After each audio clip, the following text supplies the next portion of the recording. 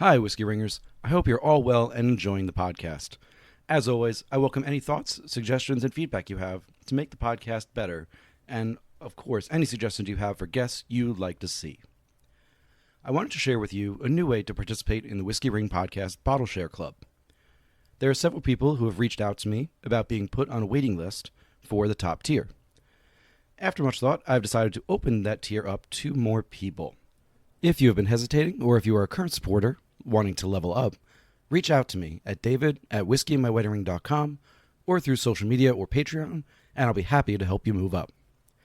I also wanted to send a special thanks to my current $25 a month patrons who have agreed not only to this change, but who have been truly irreplaceable supporters of this and who make this podcast happen. Thank you to all of you in no particular order. I'm talking to you, Ken, Jesse, Jim, Bill, Don, and John, Yana, Connor, Zach, Scott, Ollie, Steve, and Jake. Without your support, this podcast wouldn't be happening anymore. And thank you for helping me to keep the lights on and keep guests coming to you every week. As always, you could support the podcast for as little as $1 a month, with ad-free episodes starting at $5 a month. This support is the reason the lights stay on, and to make sure the podcast and website are the best they can be.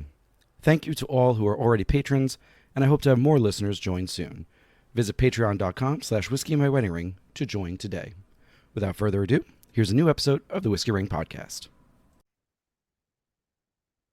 Hey folks, welcome to a new episode of the Whiskey Ring Podcast, and today we are welcoming back David Mandell, and he was on the podcast at least 2 years ago now, if we were talking a little bit before air, trying to figure that out, but back when it was after Bardstown Bourbon Company, perhaps during the Kentucky Owl years, and definitely during his time as chairman of the Kentucky Bourbon Festival. Today, David is joining us to talk about one of the, I think, most anticipated new happenings in Kentucky, in the whiskey world in America, coming up now, which is the opening and building of Whiskey House of Kentucky. So, David, welcome back on to talk to us about this. Well, David, thank you very much. It's a pleasure to be back on. It was exciting, and I'm thrilled that you reached out to me, or happy to be here. There's always so many things to talk about in bourbon.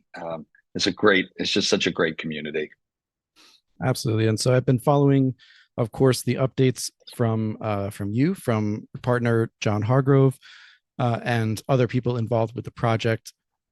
You've had great media coverage around it. You've done a good job. I know you know how to do this. So you've done a great job of getting the name out there, even though as we're recording, it hasn't officially opened yet. That's going to be a couple of days from now. So by the time this comes out, it will have officially opened.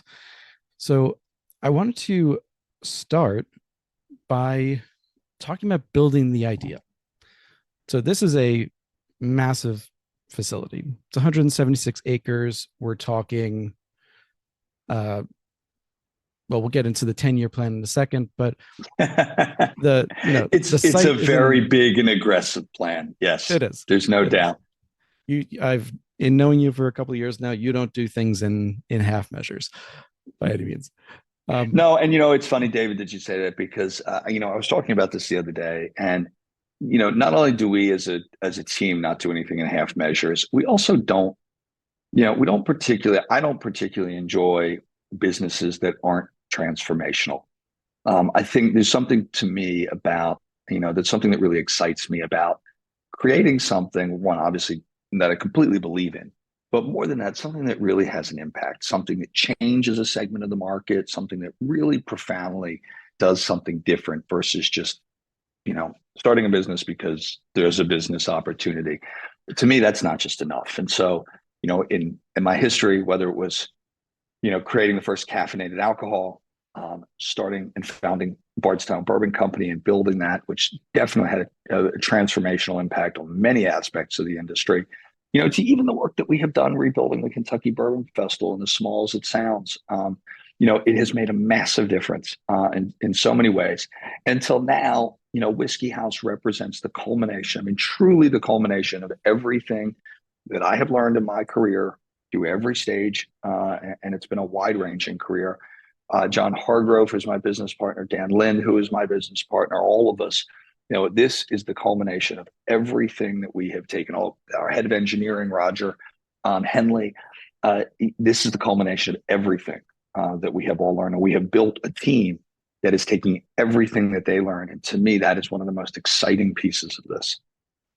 So then we'll talk on the team as well, because it's been a real growth pattern over just the past few months, from let's say February of 24 to now June.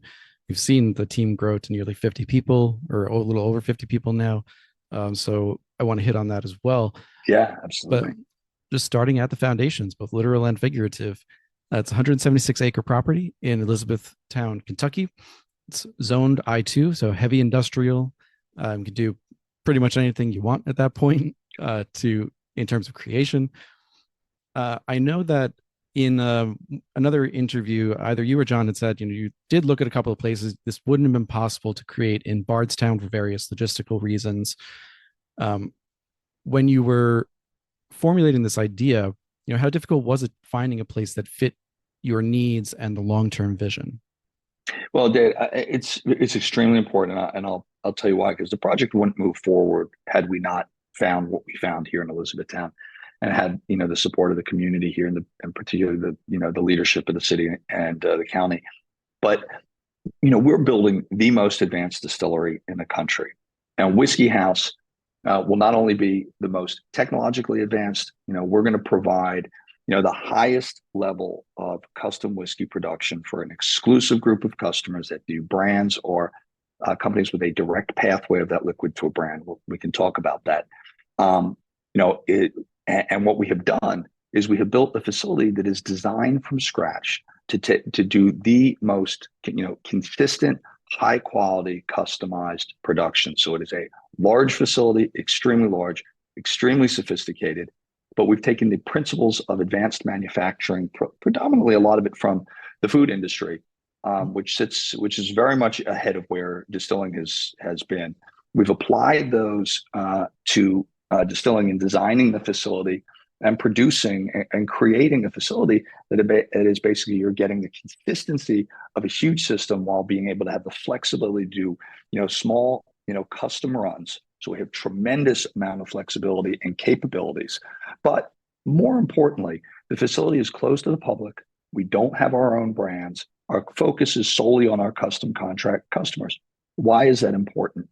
Because we learned this. We created Bardstown Bourbon Company, created the first model to do custom whiskey production. And what we learned is that, if you were in a facility and you were a brand, and that facility, that contract facility has its own brands, inevitably there is some form of conflict of interest, whether it is perceived or real. The question is the focus on me or is it on their brands? The question is, what happens when this sells? You have a company that's owned by private equity. Well, there's always a chance, right, that it's going to sell. That happened with Campari and Wilderness Trail. In that instance, the contract customers were shown the door immediately. So you have this question. And so this provides our customers with long-term contracts that they can count on, with a great production partner that isn't going anywhere, isn't conflicted, and is focused solely on them. And so that being said, in order to deliver those promises, you have to have the infrastructure to do it. And we built and designed a very large facility. But in order to do all those things and be able to grow for the future, you have got to have that property. And so it was not easy finding it. We got very lucky in many instances. We worked hard, but we got the last 5 parcels in a fully mature industrial park here in Elizabethtown, Kentucky, that has great sewer, gas, massive electrical substation across the street.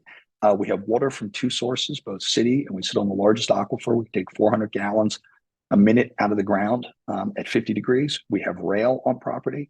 And so we know from basically from what we did before, and the restrictions that we had from an infrastructure standpoint at Bardstown, we couldn't do that again.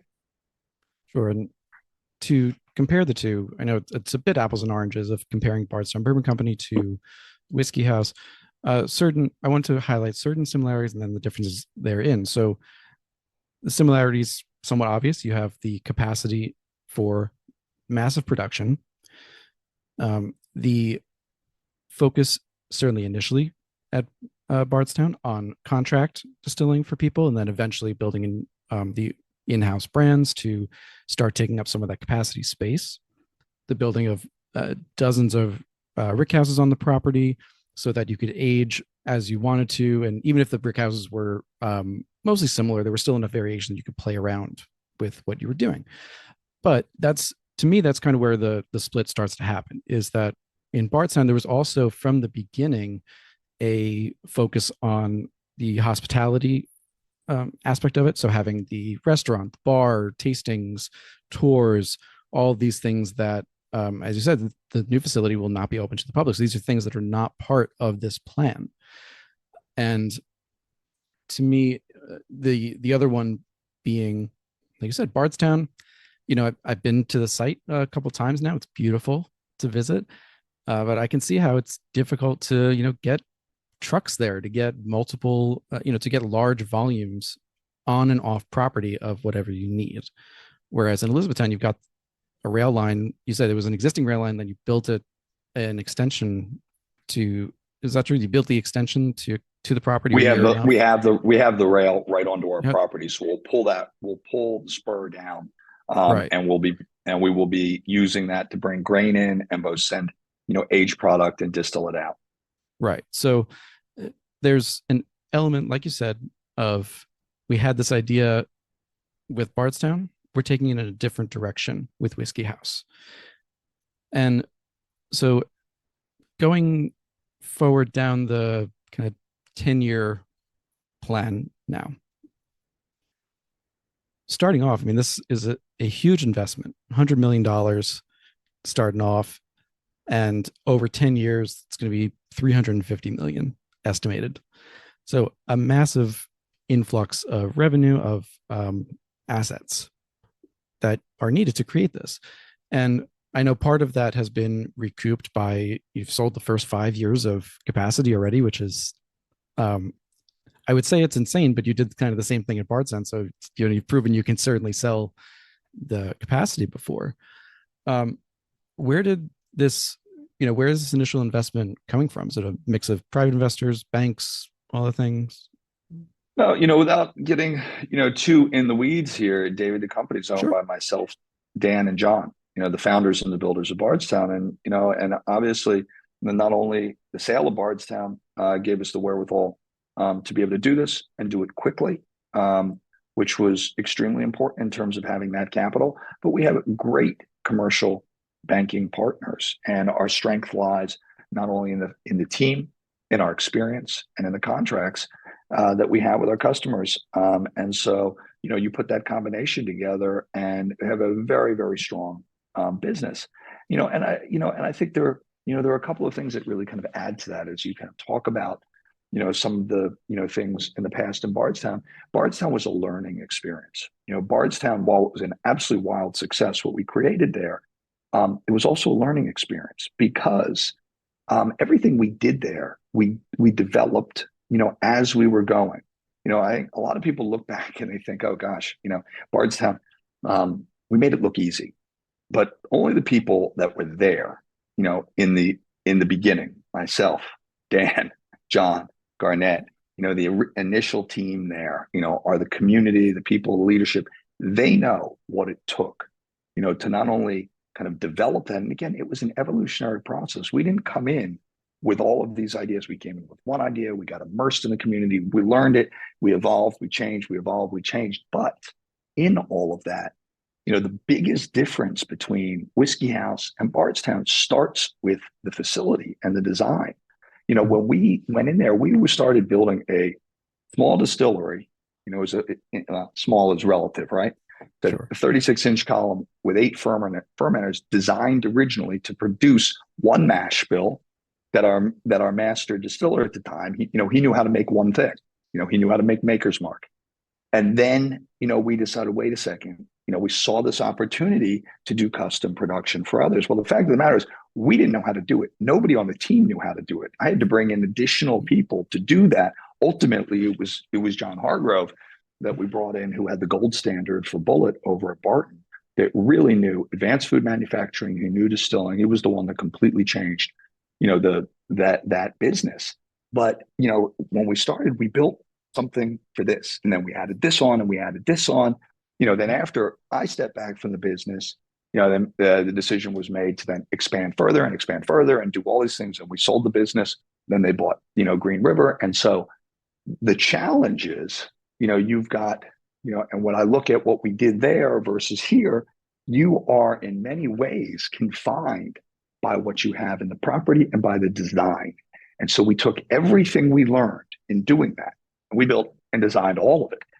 And we started with Whiskey House. And we said, okay, now we know what we want to do. We have a very clear vision. We know exactly what our business model is going in. Now we're going to design and build the facility to accomplish that purpose. And so now you do something completely different. And now you design a facility that's totally different. And we went well beyond that, David, and we made a very strategic decision to invest extremely heavily in the technology side of the business, because you have one chance to do this as a greenfield. You do it right, you do it day one, and you build an architecture that is flexible, that can evolve. We built this all in-house. 2 years. We have an engineering team. We have 3 stack developers.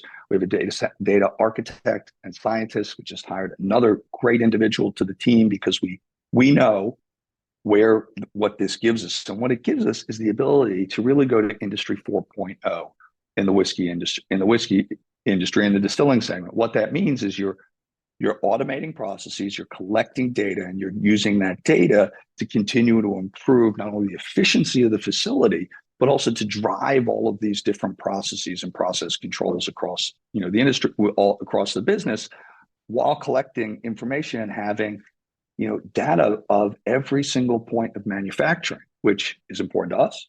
It's important to our customers, because we can give it to them in a real-time format that allows them to make really good decisions about their business. At the same time, it allows them to tell very deep and rich, authentic stories about how their product is created.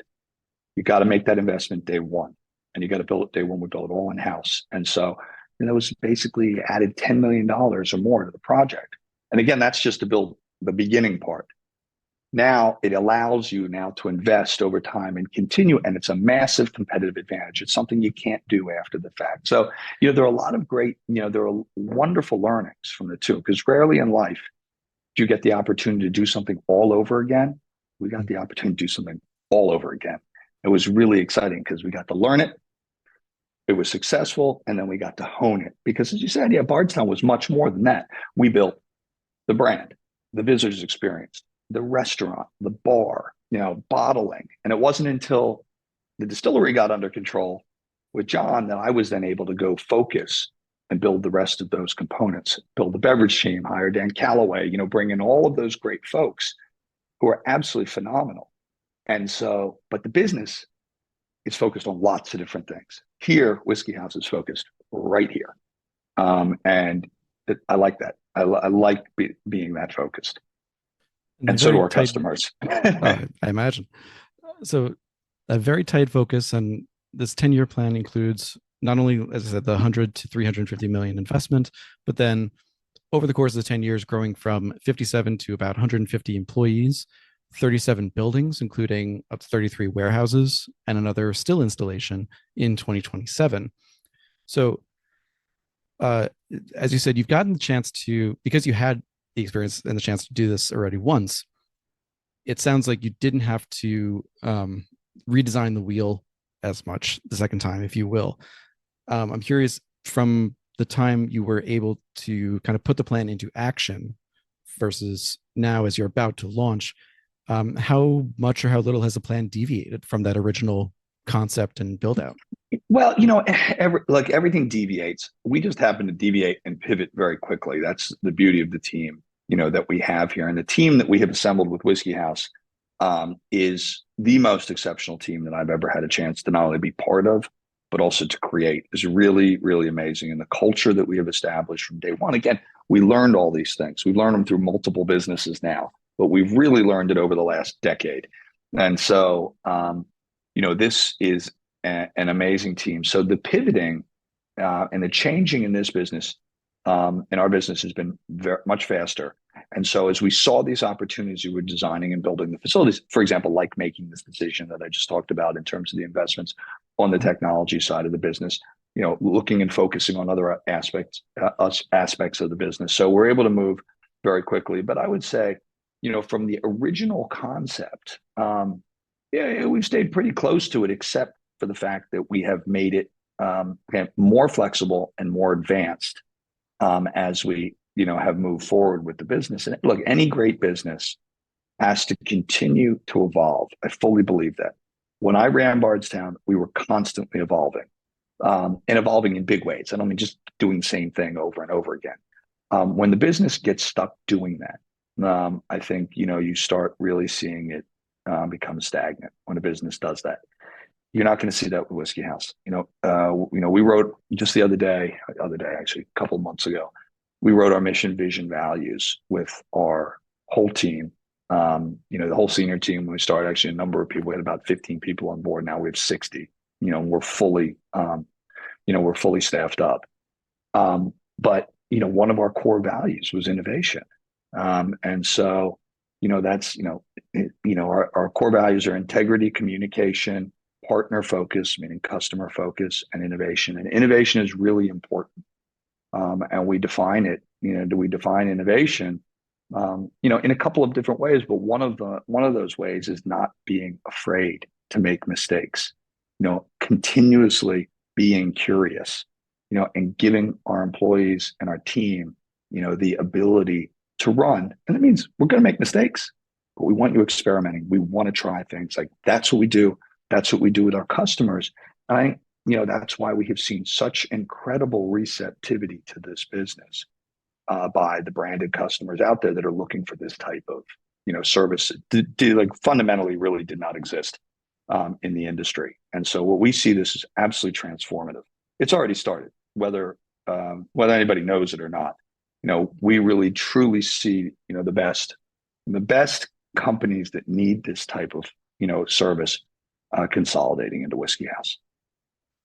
And before we move on to the next portion, which is talking about how to become a partner, what you look for in partners.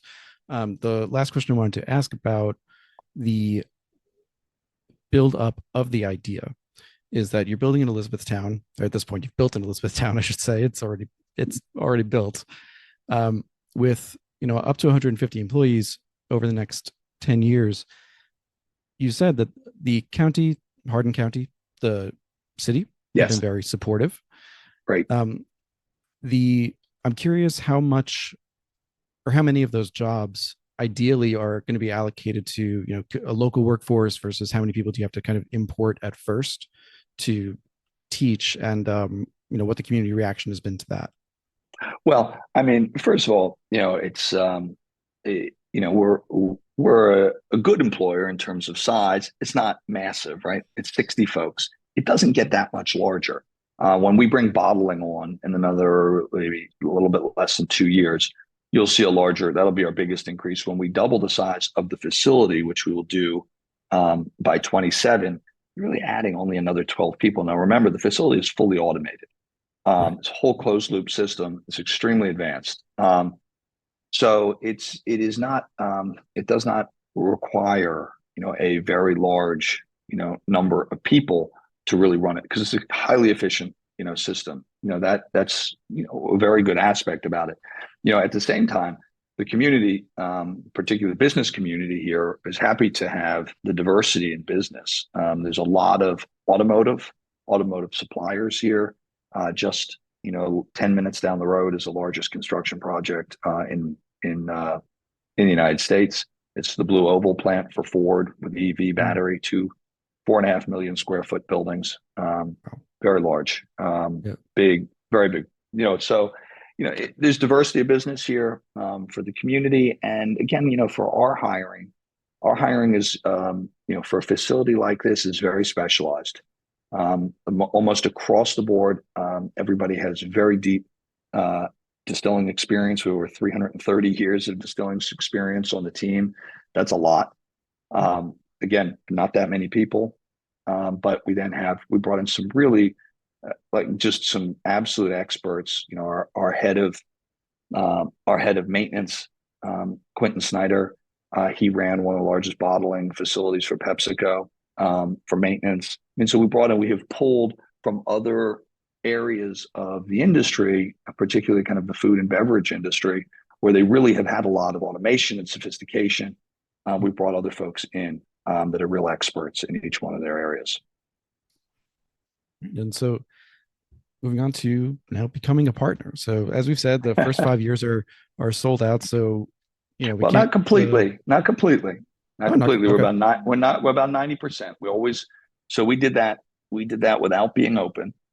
Mm, Now we transition to, as soon as we open, we've got a line of other customers mm, that are looking to come in here. And we're very, and then of course we are already building the pathway to the expansion.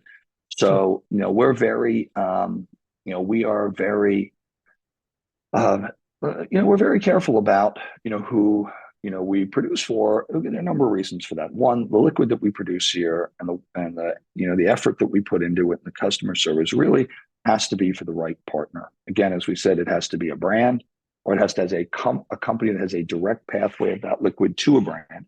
And Mm, those are the companies that really want our services. We provide the opportunity to create highly customized liquid, right. at very competitive pricing. Um, and so, for us, we look at the brands, how long the company has been in business, the strength of the company. It's very rare. Let's put it this way: it's rare that we work with completely new startups. The brand, has to be in existence. Now, there's some exceptions to that, and there are exceptions to that when you really see kind of a remarkable team with, a phenomenal background. I'll give you one example. We are the production partner for Whiskey Gypsy, which is Mm, Eric Church's new product. Now, this is not, a quote celebrity product. This is an incredible team behind it, along with him. Ari Sussman is the distiller and the blender. You have Andrea Myers, who came from Angels Envy. You've got just a great group there that is not only designing liquid, it's extremely creative. mm, And they have a wonderful leadership team in both Eric and his business partner, Raj. So I use that as one example, mm. but it's an example of a smaller, more early stage brand that we are really happy and honored, to be a part of in developing, and helping them develop the future for that product. But typically, our customers range from large multinational companies doing innovation and excess production to large craft distilleries that have great brands that really it doesn't make sense for them to continue to expand, use that capital on building your own brand. We'll do your production for you, to great non-distilling producers. And then, of course, a lot of now what we see, in terms of the international market and being able to produce for a number of great companies overseas, particularly whether it's for private label, whether it's for RTDs and use there. So that market is going to continue to grow. And because we were able to, produce, ship, put it on an ISO tanker, send it over on rail, the business is really well positioned to help feed that market. And so first, I just wanted to give a shout out to the team at Whiskey Gypsy, because Ari's been on before, first for the Legacy release, and then for the more recent Explorer series. Great guy. I love the team there. I love what they've been doing, and Great. they've, as you said, they've got their ideas down. They know what they're going for. For a company that comes to you and said, they're an established brand or company, you evaluate them, the team evaluates them and says, hypothetically, you're close. Like, you've got a product, you're close. But in terms of what Whiskey House is looking for in partnership, you're like, you're like 90% of the way there. You need that extra 10%. Is there, and I know this is going to be an arbitrary question, so go with me on this, but is there a certain point at which, a potential partner is close enough that you'll be like, okay, I can see where you want to go, so we're going to give you that little extra help? Does that happen, or does that Yeah, help come from sure. you versus someone else? Look, it's a case by case basis. I did this, we made these kinds of decisions when I ran Bardstown Bourbon Company.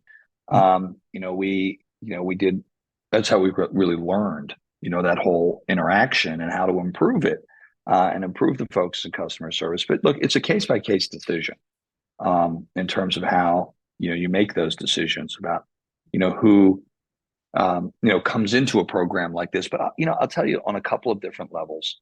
And I meet with a lot of customers, potential customers all the time, and I will be the first to tell somebody that you're not ready for a new fill program. And Mm. if you're talking with a company that is trying to sell you new fill, then they're not looking out for your interests. Either they don't understand the business, or they're not looking out for your interests. And I'll tell them that, and then we'll talk about what they need to think about and the things that they should be doing, because we know this business. We know how to build a brand from the ground up. We did it with my vodka company. We did it with Bardstown Bourbon in the early stages of building the entire foundation for that brand and its future growth. But and I'll have the conversation. I'll tell potential customers that the brand needs to get to a point and get to a certain size in order to really see the pathway for new fill. Why is that? Because buying new fill, and even with financing options, you're still making a very significant investment there, when that capital, depending on how you're funded and what you're doing, is better used in marketing and building the brand. And while it might be more expensive for you in the short term to be buying aged liquid, that's where you need to put your money. If your brand has a certain trajectory, or you have, are financed in a certain way and really have the team such that, you're laying down new fill and you're doing that, right? Because new fill is ultimately going to get you your lowest cost in the Mhm. future. Sure. But you've got to have enough capital to be able to lay that down while also doing all these other things and the marketing, because it does take up a good amount of money. You're tying it up in inventory that has to age. Yeah, there are financing options there, that we have great financing partners, for a number of our customers, but still you have to be at a certain size. So I'll tell potential customers that all the time. I say, look, as much as I would love you to be a partner here, as much as I would love to sell you this, you're not ready for it, and in the nicest way. And we'll talk it through. So come back. Our goal is to help give you give you advice. And when you're ready, come back, and, maybe it's the right time at that point. And that's And just about, look, honestly, it's about being responsible. no, I think from a consumer perspective, and also just someone who talks to brands on a regular basis, I think that makes a lot of sense. That's, I mean, the percentage of guests who talk about the capital intensive nature of this business is very high, because it just is. There's a huge barrier to entry. And as you said, new make might be the cheapest, but then you bring in aging and taxes and all the other things further down the line. You have to have a plan. And so this question just kind of came to me, but I think it'll be a curious one, which is another, in addition to Whiskey Explorer, Whiskey Gypsy, another brand that I know you've been partnered with is Milam and Green. And I recently talked to Heather, had a great conversation. Looking forward to that episode coming out. Yes. And it made me think, in terms of facilities that are built for either sourcing or contracting, basically making for someone else. In terms of these facilities that are built for sourcing and contracting, one of the most common terms that we hear in these cases is NDA. And I'm not necessarily suggesting that it's good or bad. Like, it's up to the company and to the producer as well. MGP, for example, and Bardstown both have brands that allow them to say they're made at Bardstown or MGP, and ones that hold it back. With Whiskey House, so far, what do you feel the balance has been between brands that want to, but that are open about, like, this is our production partner, and ones that want to be a little more opaque about it? legally, It's of all course, but across. It's honestly, it's all across the board, and it's up to the brands and their company's decision. It's their call at the right time and whatever and the decision that they want to make. So, um, when you look at it, Whiskey House is closed to the public, but it is fully open to our customers. So we have built-in spaces. We have great hospitality spaces. We have an entire room that we're designing. It's called our collaborative workspace, where they can design liquid together. They can be on site. We have a massive lab, state of the art, absolutely state of the art lab, like a great university style lab. Has all of the in-house capabilities for everything you need to do all of the testing in distilling, even where most places send it out. And then great training facilities so they can bring in their distributors, their sales teams. We can run their barrel programs. So we have built the entire space, inside the facility. And so that wasn't something that we ever even thought of. In my prior business, we actually built the facility around bringing the tourist in. Mhm. And so that is, putting your hands in the mash, walking around. Well, that's great, except when you got a big open fermentation room and you've got multiple mash bills running through it from different customers, you got cross contamination, you got customers putting hands in it. That's not ideal. That's fine when you're making your product. It's not ideal when you're making other people's products. And Mhm. so, that again, so we designed all of that out. We don't need all that. All gets stripped out because it's closed to the public, but it's all for the customer. So, that's ultimately their decision, whether they want to. And so, well, it remains to be seen ultimately how many will disclose that. There's time, right? So Right. some of the customers are great. They want to talk about it. As you said, Milam and Groom, wonderful. They're a perfect fit for our program because they love innovation. They love creating interesting things. I mean, honestly, when you think about where the market is and the industry is, you have to innovate. I mean, you have to, whether you are an established brand or whether you're new and up and coming. Maybe the speed or the different types of innovations are a little different, but the consumer is looking for it. They're looking for what makes this product distinctive, what makes it different. Why do I want to try it? Why do I want to change from what I normally, are drinking? What is it that makes it different from now is 1,000 different products, on the shelf. Not all of them are brands, they're products. And they only Mhm. become a brand, excuse me. They only become a brand, in my opinion, when they reach the level where they have made an emotional connection with the consumer. The consumer chooses to drink them over something else. They are not only taking that, they're putting it in their body, they're paying for it, and then they're going out and they're telling other people about it. That is when, you're really kind of, you're hitting that cycle that you can say, you're developing a brand and a growing brand and a strong brand. Before that, it's a product. It's just another thing on a shelf that is there. You can say it's a brand, it might not be a brand. It's a good way to think about it, actually. I really had not looked at it that lens, but you're you're right. And there are so many things that are on shelves. You're constantly fighting for shelf space, making it, as you would define it, a brand as opposed to just another product on the shelf is going to move a hell of a lot more bottles and cases than just putting it out there. Right. Um, I mean, well, and yeah, think about how you psychologically behave towards different yeah, alcohol brands or brands. You know them. They become part of like your conscience. I mean, like you walk in, like there's certain things that you order. You're going to order a cocktail. You know what you're going to order. You might want to try something new, but in the environment of a bar, for example, you think about that kind of that thought process that goes on. It's not an environment where you're really learning about new things, right? You don't have an opportunity to do that. It's fun, depending on the bar, it's chaotic or it's busy.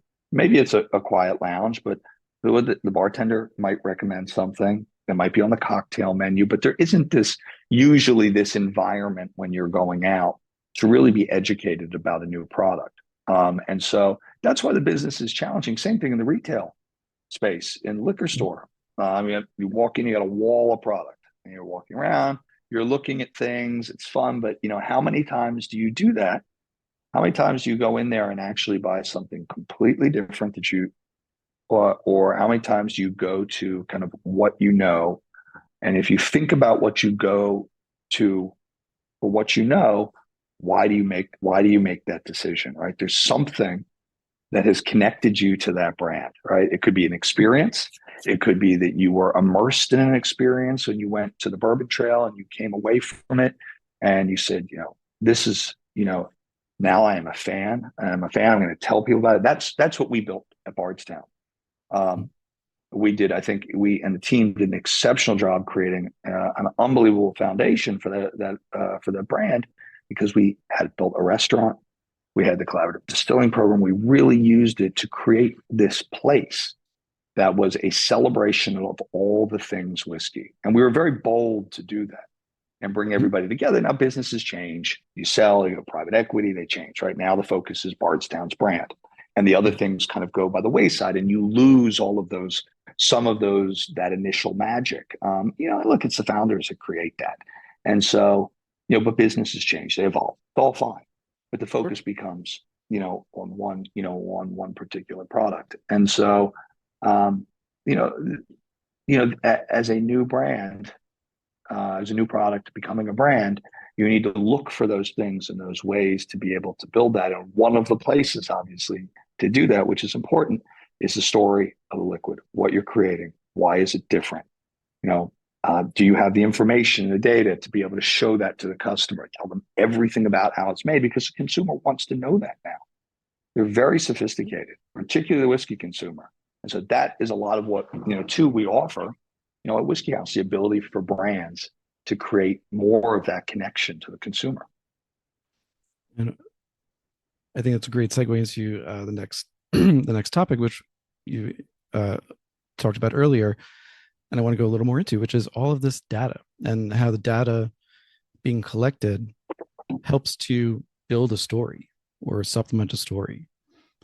So, as you said, massive amounts of time and money have been invested in technology here. Physical technology, AI, any number of things. And if I've heard these numbers correctly, go with me, which is, you guys have about 900 different points of control, and something like 50 of which or so are available to partners to choose among things like mash bills, grains, yeast, slow or long fermentation, where you want to be in a rick house, all that kind of thing. I'm curious if if the numbers are right. Please feel free to correct me. What are some of the points that, at least for now, are not being offered as options to partners? Maybe because of, and let's say, and why? You mean within Whiskey House or other places? Within Whiskey House. So the actual exact number of controls, I'm not 100% sure. That's a better question for John. What I can tell you is we've got more than 1,200 sensors. We have probably 3 times the capability in terms of being able to adjust different components of the system that affect flavor profile than kind of other businesses. Certainly my former one. What does that look like, for example? So we have a customer come in. We can do any different styles in production. We designed this all from the beginning. So if you came in and you said, I want to produce like Seagram's did, and I want to take the fermenters down in the high 50s, low 60s, we can do that. We had that capability. Couldn't do that before. We built that capability in. That's the old Jim Rutledge style, the Four Roses style. We want to take some of the styles that were done at Wilderness Trail, with the high induction cooking. We can do that. We can do the MGP styles. So we can do those, and then we have whatever we want to create, and our own styles. And so the facility has the capability to affect basically every point, along the system that affect flavor profile. So everything through fermentation, first of all, everything through grain, the barrels, obviously that's all with our partners. We can make those choices. We can adjust, anything. But once we get into the system too, everything from the way we grind the grain, grinding profiles, to everything through cooking, fermentation, all the way to the still, going into multiple different trays within the still, and all the way out.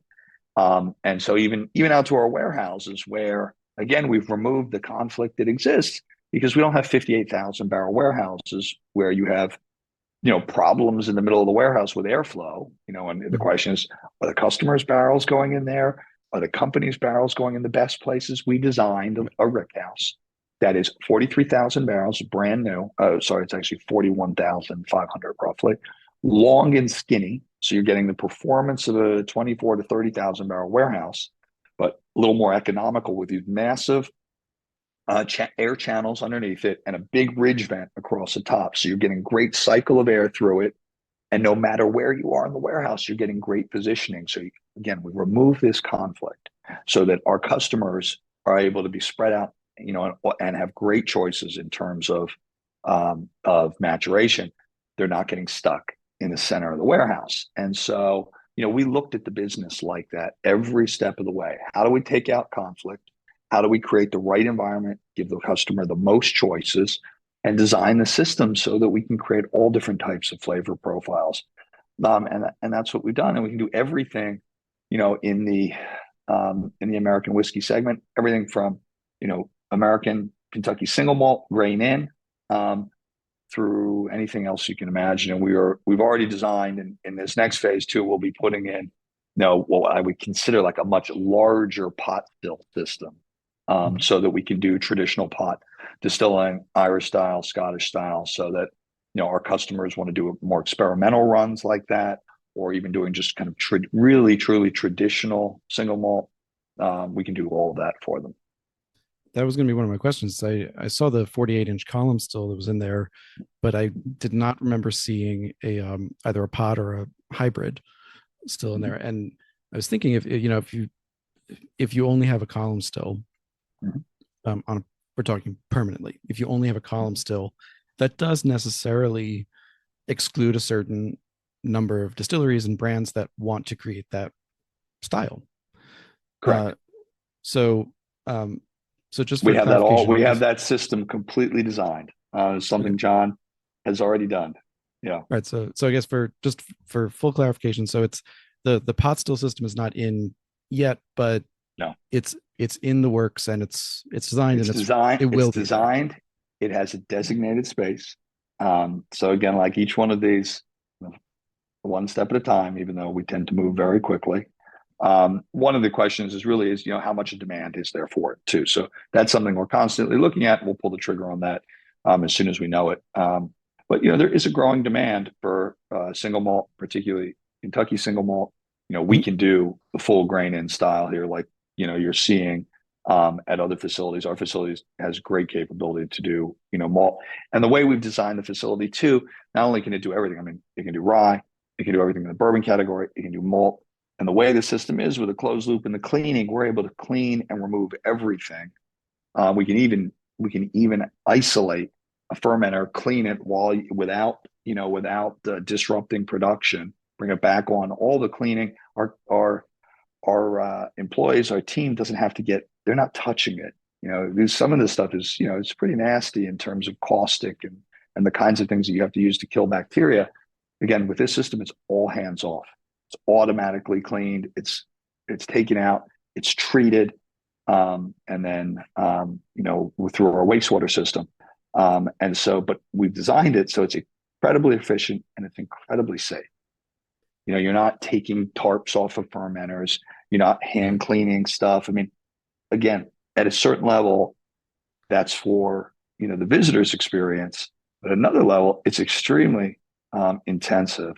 It's not efficient, and it's not, and in many instances, you have problems with bacteria and other things by doing it that way. And so, you can produce the highest quality distillate, and you get the best, efficiency in the system when it's incredibly clean. Here's just a side question. These things keep popping into my head. Would you ever allow a peated spirit? Yes. To run? Oh, absolutely. Yep. No, we can do everything.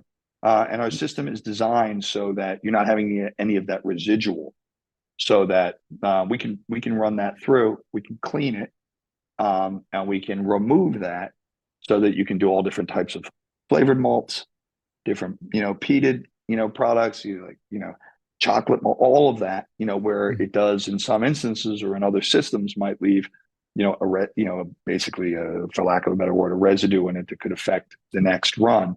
We've designed the system so that we can do all of that. Yeah, because I usually think of, short of outright contamination of the system, peat is pretty much the hardest thing to get out of a still. Mm-hmm. And there are plenty of Scottish distillers who make unpeated spirit and peated spirit, and even the unpeated spirit still has a little smoke in Mm-hmm. there.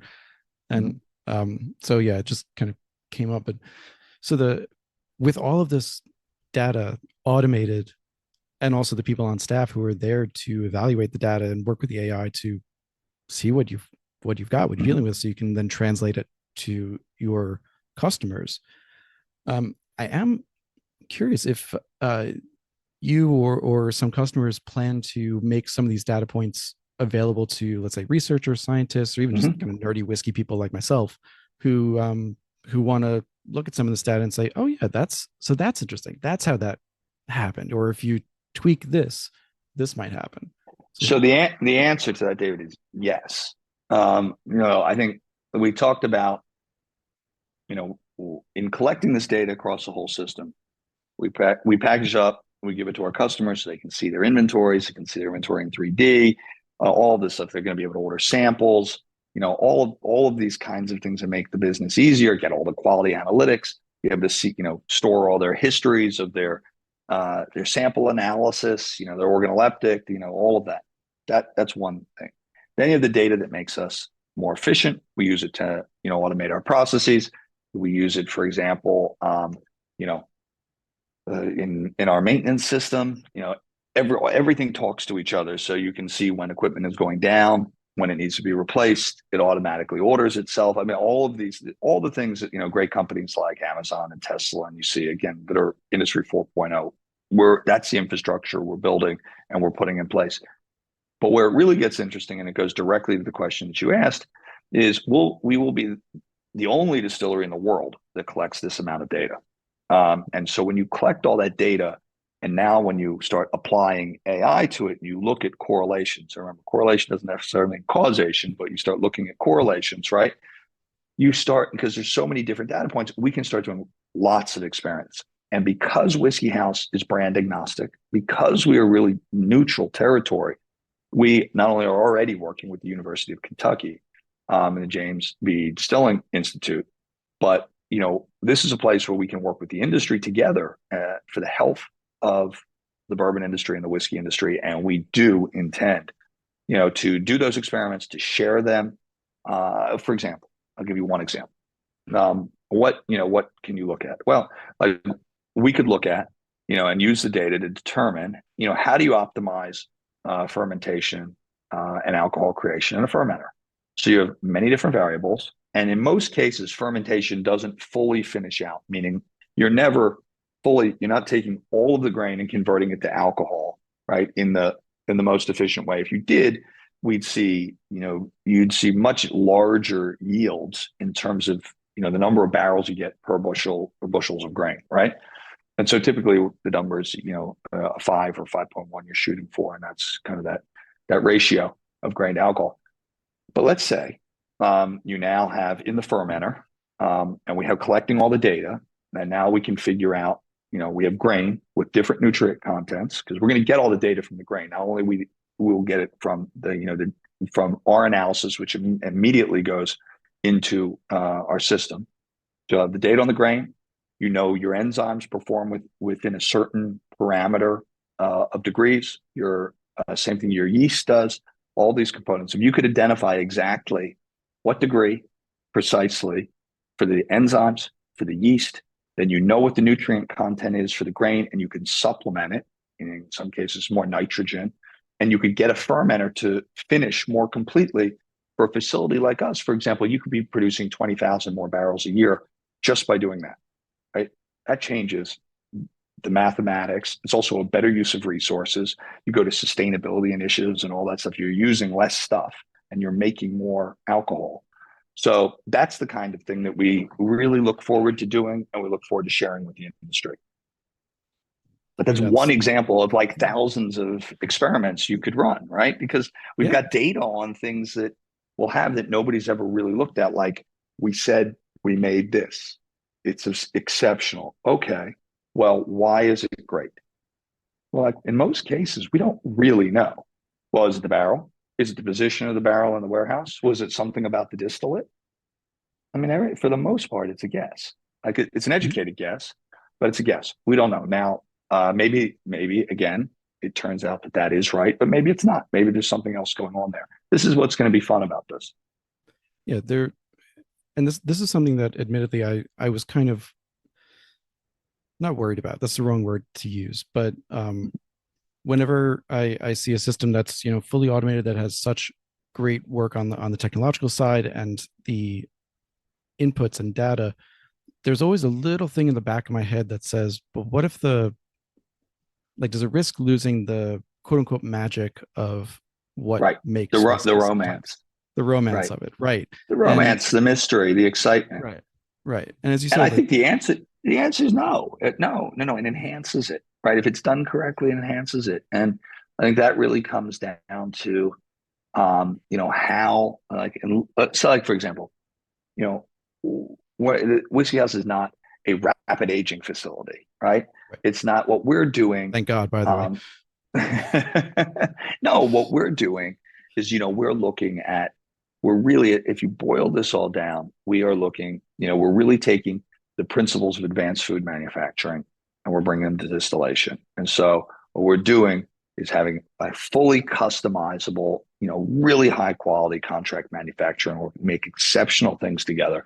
So it's about using kind of art and science at the same time and creativity and flexibility to create something really unique and new and exceptional. Or obviously, it can be something that has been done before and standard, but just making it the highest quality possible. And then, of course, having all the data around it to just say, like, yep, it is what we're using data to help drive better decision making. And I think that it doesn't take the romance out of it. It just adds, to the knowledge base of what you're doing.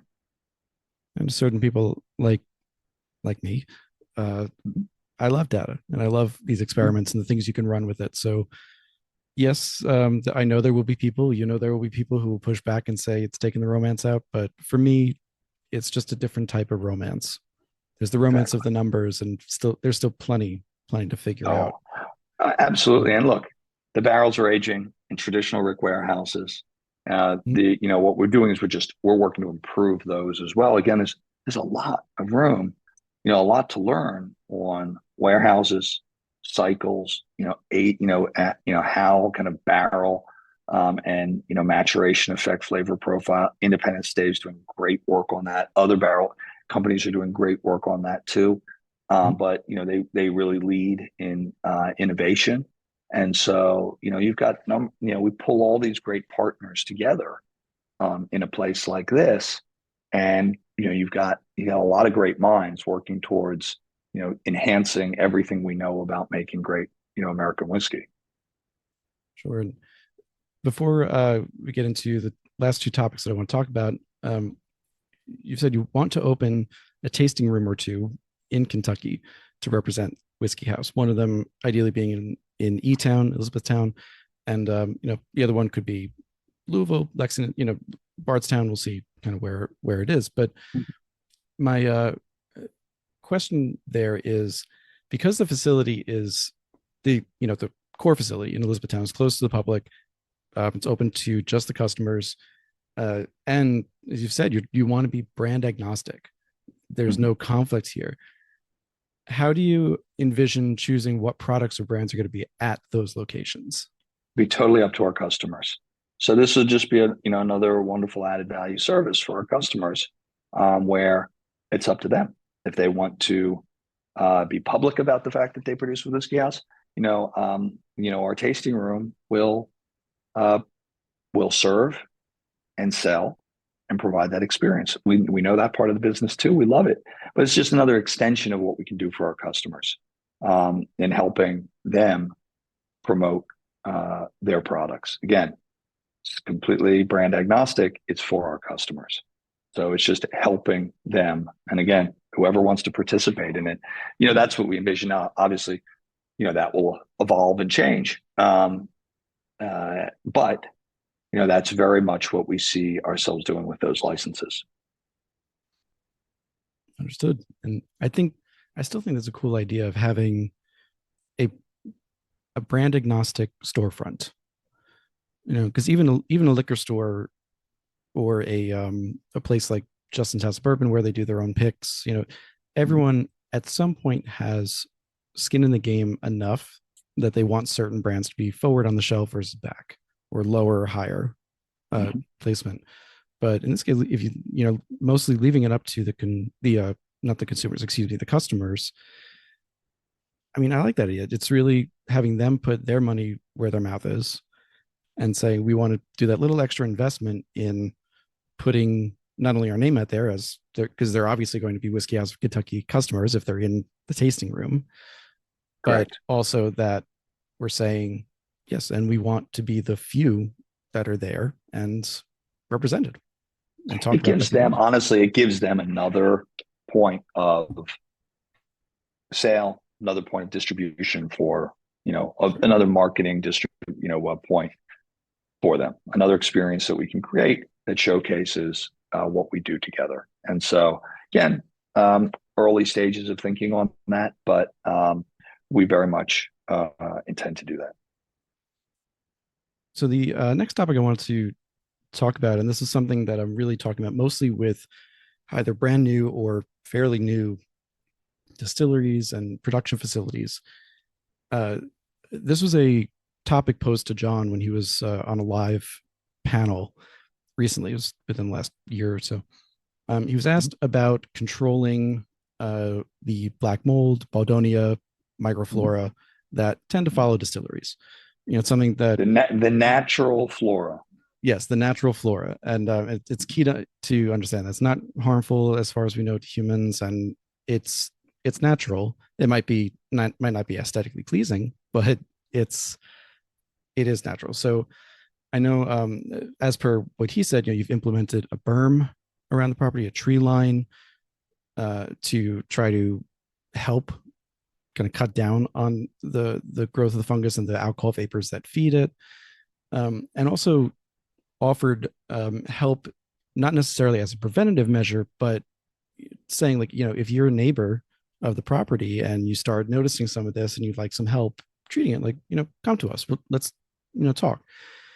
And on one hand, I think that's very forward thinking and trying to get ahead of the problem, because we've seen in the recent years lawsuits, science experiments being done, any kind of public reaction, just more public awareness of the Baudonia.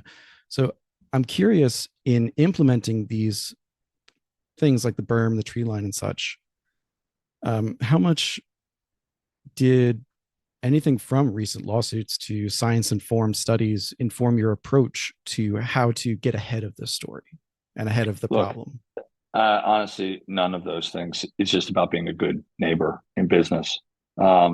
It's very simple for us. The berm and the trees are not about the naturally occurring flora. That's really about just creating a nice barrier between an industrial park and the community behind it. Now, we're in the industrial park. You could put any manufacturing there. So we put the berm and the trees, and that helps just create just a nicer, environment for them. On the naturally occurring flora issue, I've had 3 people from the community reach out to me and ask me about it. In each instance, I invited them over. I ended up having usually a phone call with them. And they're just wonderful people. And they just want to know, hey, we've read about this. What about it? And it's actually quite, in many ways, kind of a simple answer. On a basic level, it's really not an issue for us because the prevailing winds in where we are blow the opposite direction. And the opposite direction is just very heavy manufacturing. We've got massive company on the other side that produces brakes, for, automotive industry. We have another that does high-end film like manufacturing. Another one is a supplier to Blue Oval that does advanced stamping. So not an issue. it blows that way. It's going to be quite some time until you have a high enough level of concentration of alcohol vapors where it's even going to be an issue.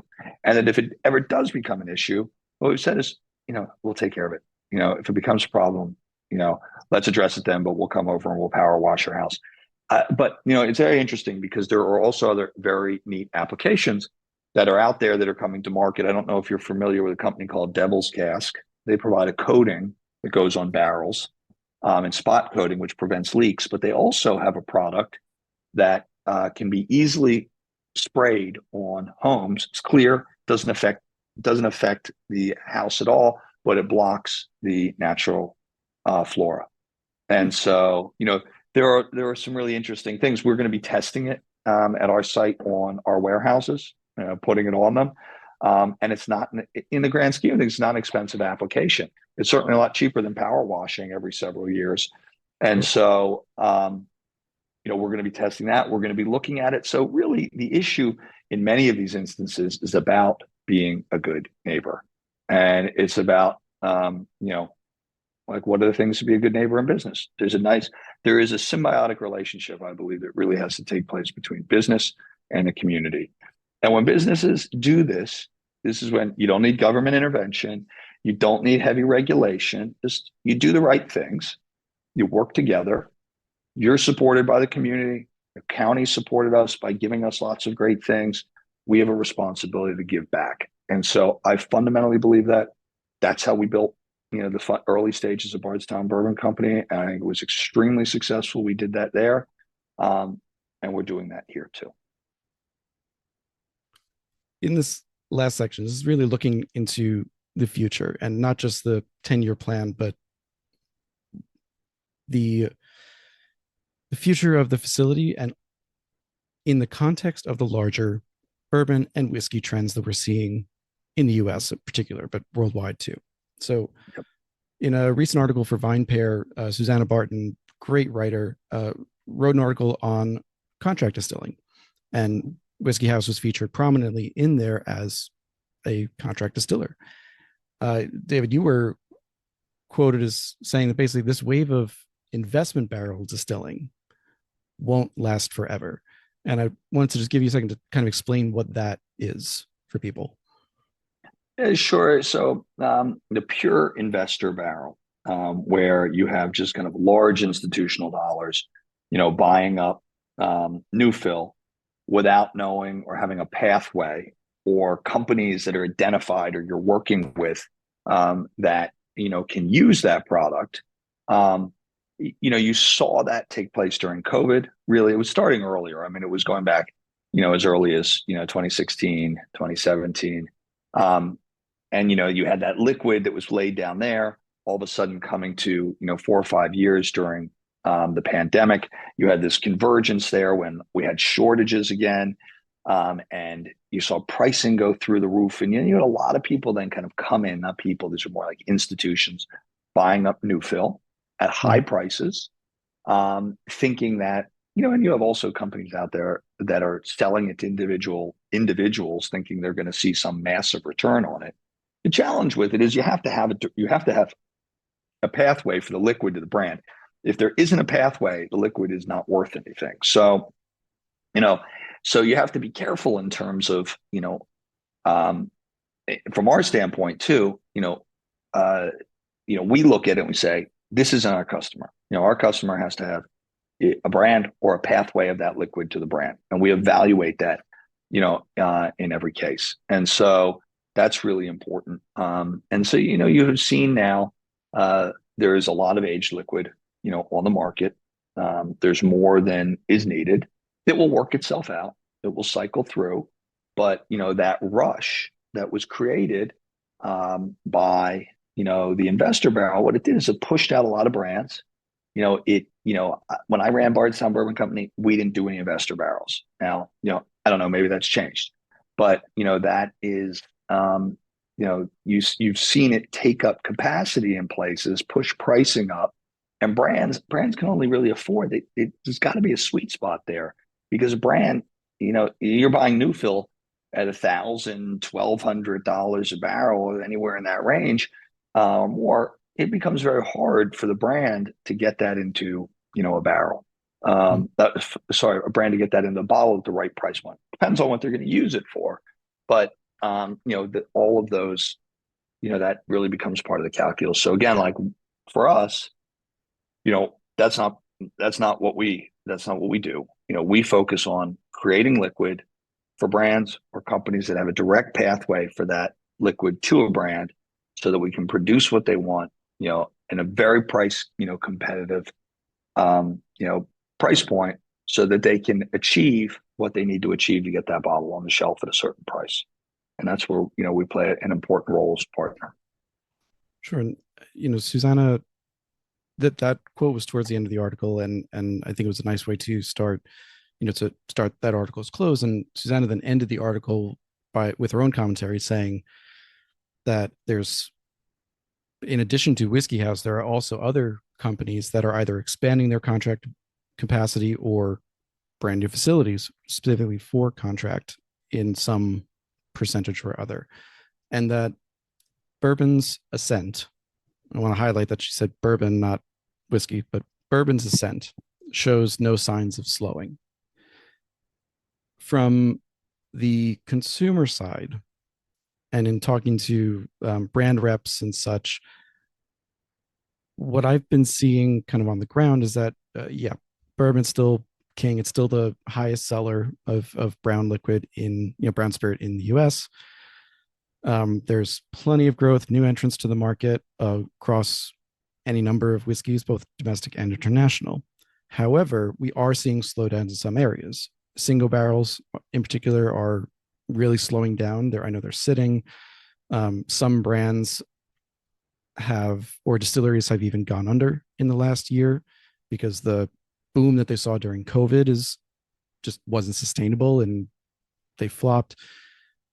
So while perhaps bourbon's ascent is growing and there's still more demand for services like what Whiskey House is going to be providing, from the production and market side, are you seeing something maybe that we on the consumer side are not in terms of the strength of the bourbon market and the whiskey market? Look, again, I think every market has its, cyclical cycles, right? Mm-hmm. I think, this is a very unusual one because, bourbon was growing at a very good, growth rate. Then we had the pandemic. It's, skyrocketed because all of a sudden everybody's spending their money on, $100+ bottles of whiskey. And then life comes back to normal. And now we're spending money on lots of different things. We also have the economy. We have all those other issues, there. So, what you've seen is that you've seen that come down back to the rate that we were at before COVID. And so, pretty much across the board, the industry is very strong. There is, we had to work through too much inventory that was being held for our brands and the distributors. We had to work through, that slowdown. I think most, companies see the light at the end of the tunnel here in terms of where we're heading. I know everybody feels that there is tremendous growth ahead, or we wouldn't be making all of these investments. I mean, the big guys wouldn't be making all these investments. They're investing in capacity for their brands, for their growth domestically and also internationally as we look to the future. But, everybody's going to go upside down. You have to be careful about kind of following just, the group think, the mind, the chatter. You get a headline or two as the Burma bust over, or, it goes into the clips, and like now all of a sudden it becomes what we're talking about. And the answer is no. But there needed to be changes in the market. It wasn't sustainable. The other thing's not sustainable too is just, you're going to have a lot of quote contract facilities. And so I come back to this and I say this often. What we did at Bardstown Bourbon Company made this look easy. Very few people know what it took to get that company in a position where it really could grow. And how hard it was to create that program and what we did there. And so we made it look easy. We made it look like it was easy money. And I think you've had a lot of people look at that and say, oh, I can put a facility up and I'll do contract production, until my brand's ready. It's not that simple. not that simple. One, it's not easy to do contract production. Two, it's not easy to do custom production. Three, not only from the facility standpoint, from a team standpoint, but developing the customer relationships, understanding how to create their liquid, understanding how, to work with them. It's a very, very, complex. We know this business inside and out. And so, I think that, where we are right now is we do have too much capacity in the contract market. And to a certain extent, it's a zero sum game. There are only so many brands out there that really require these types of services. And what I fundamentally believe is they will find their way, to the producer that is best equipped, to meet their needs on all levels. We believe we're the leader. Fundamentally believe it. Obviously, we wouldn't be in this business if we didn't believe that. That doesn't mean there isn't room for competition. Of course there is, but it doesn't mean that there's unlimited room. And so it just remains to be seen what will happen there. Look, the market will, that's one of the beauties of the free market. It will work itself out. There are too many facilities, they won't all be there at the end of the day, or they won't all make it, or maybe they won't all open. But that just remains to be seen. The market will correct itself, but the future is very bright. And so with that, I think I want to close out on a question that circles kind of, yeah, closes the circle, let's say, on your own personal and professional journey and looking forward there too. And this is the way that I want to phrase it. So again, I keep saying, go with me on this. Mm-hmm. You and John in interviews have been very clear, as we've said, this facility is purpose-built for contract distilling. Unlike Bardstown, unlike MGP, Green River, any of these other facilities, it will not eventually debut its own brands. Is correct. It is not going to do that. Having said that, I think you and Dan as well, to bring in your other partner, all at this point qualify as serial entrepreneurs. You've started multiple businesses, you've been successful, and been able to move on to the next one when the time is right. Even though this project, Whiskey House of Kentucky, is just about to launch, it's been in the works for just a few years, and you've got the 10-year plan. I'm curious, after your experiences so far here at Bardstown, at Kentucky Owl, Kentucky Bourbon Festival, is there something, let's say industry adjacent or just for your career in general, that you feel you haven't done yet that you'd like to? It's a very good question, David. And the answer is no. Honestly, there isn't. What we're building here is going to keep me completely fulfilled for the very, very foreseeable future. There's a tremendous amount of opportunity for growth here, for innovation, for creativity. I mean, that's really what I love. That's what keeps me going. That's what gets me, excited about the business day in and day out, constantly, pushing the boundaries. And what I love about this business is we get to be highly focused. You said, would you be interested in, do you really mean it when you say you're not going to do your own brands? And the answer is yes, we really, really mean it. And it's not just because they say that, it's because, once again, I come back to this idea. We really know this business. The branded side is extremely hard. And the brands out there that are doing well are doing it because they're putting all their focus and energy into it. They're spending all their time and energy building great brands. They're out in the marketplace doing it. They're building sales teams. They're working with the distributors. That's not easy. It's hard. It takes time. It takes a lot of money. It's not something that we absolutely do not intend to do that, because it makes it, when you say, like, you could come and you say, like, well, we could run both, and I could be in a facility where you have both. I've done that before. And the answer is it's very hard. It's very hard. You're definitely not doing the best job possible in both instances, because it does take that kind of focus. Building your own brand is very patient, is very slow. You got to do it slowly. You can't do it quickly. It just can't be rushed. And so, and it's methodical, and it's just pounding away. And it means you've got to build that sales force. You got to work with the distributors. We're not set up in any way to do that. I don't intend to do that again. I like what we're doing, and what we're doing is we are fundamentally helping brands, and we're giving them ability to continue to do what they are great at, which is marketing and growth of their brand. And we're supporting that by so now they don't have to go build a distillery. Now they don't have to go try to run a distillation operation and the team. It's a totally separate business, completely separate. That requires a lot of capital. It requires a specific focus. So what we tell a lot of our customers too, and a number of them are doing this, you build a home, create an experience, whether that has a small still in it that you use for innovation, build that home place, make it unique, but do not try to go out there and build a facility that is going to be providing your production for the future. It's not a great place for your capital. We'll be here. That's why we have long-term contracts with our customers. This business is not being sold. It's not set up to do that in any way. Our customers' contracts are guaranteed. They cannot be kicked out of this facility. And so this is the business. We're here to support the brands and support a healthy industry.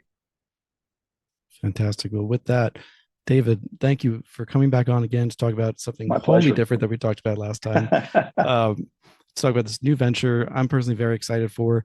Normally at this point, I would encourage people to visit. Obviously, don't visit this one because you can't. You can look from afar, let's say, but you won't be able to go inside.